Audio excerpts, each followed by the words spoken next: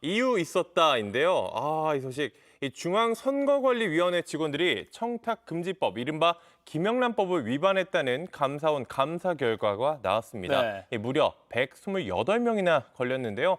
해외여행 경비를 받거나 금품을 챙겼던 걸로 드러났습니다. 한 직원은 선거관리위원들에게 149만 원을 받아 필리핀으로 떠났고, 다른 직원은 139만 원을 챙겨 제주도에 가서 골프를 치고 왔다고 합니다.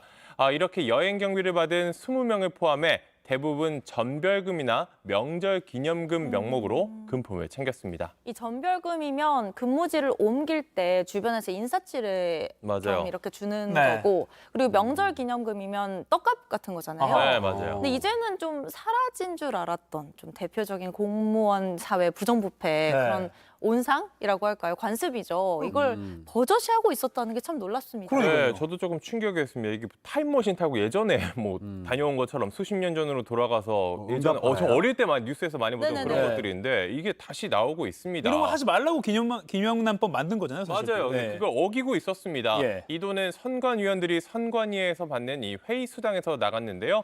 이 선관위원은 정당과 자체 추천으로 임명되는 비상임직입니다. 이 민간인 신분이죠. 249개 시군구 선관위마다 9명씩 임명이 된다고 합니다. 그런데 왜 선관위원들 돈을 선관위 직원들이 쓰느냐? 이유가 있었습니다. 이 선관위원들은 변호사나 퇴직 공무원, 지역 유지 등이 상당수인데 이 선거 출마를 준비하는 정치인이 많다고 합니다. 요거 그 냄새가 납니다. 굉장히 안 좋은 냄새가 나는데 이거 그러니까 선관위원들이 나중에 이제 선거에 나가셨을 때, 뭐 후보로 나갔을 때 그때를 대비해서 선관 직원들한테 약간 좀 이미 선심을 쓴다. 약간 이런 느낌 아닌가요 지금? 밑밥을 까는 거. 밑밥을 이게 깔아주는 뭐 지금. 합리적인 의심이 들 수밖에 없죠. 네. 더 이해가 안 가는 거는 이 중앙선관위 사무처가 직원들에게 이 돈을 받아도 된다고 내부 공지까지 했던 거예요. 내부 게시판에 올렸대요. 선관위원이 상사이기 때문에 정당한 돈이라는 논리인데요. 청탁금지법에선 이 상급 공직자가 하급자에게 위로나 격려, 포상 등 목적으로 금품을 주는 건 허용이 됩니다. 그러니까 이가혁 앵커가 저한테 돈 주는 건 괜찮아요. 아하. 네, 괜찮습니다. 보세요. 네. 네. 하지만 이 감사원은 별도 직업을 가진 비상임 명예직 위원들이 대다수여서 이 청탁금지법상 공직자에 해당하지 않는다고 봤습니다. 그리고 이렇게 돈을 주는 방식을 국민권익위원회에 문의한 적도 없다고 하고요. 뭐 정리하면은 이가혁 앵커가 저한테 돈을 주는 건 괜찮아요. 위로나 격려로. 네. 근데 이용주 앵커가 저한테 주면 안 된다는 거죠. 외부인이니까. 줄 네. 생각도 없어요. 알겠습니다.